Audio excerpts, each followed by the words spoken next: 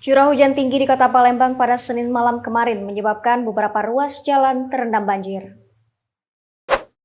Tak terkecuali jalan lintas timur Palembang-Betung yang terendam banjir mencapai 1,5 meter. Namun setelah air mulai surut pada Selasa sore, kini arus lalu lintas sudah mulai lancar kembali. Kasat Lantas Polres Banyuasin AKP Riki Muzam di Banyuasin mengatakan meskipun air yang menggenangi jalan sudah surut, aparat tetap bersiaga dan turut memasang rambu, pemberitahuan jalan alternatif, menyiarkan informasi terbaru di jejaring media sosial Satlantas Polres Banyuasin, sehingga pengendara bisa lebih berhati-hati.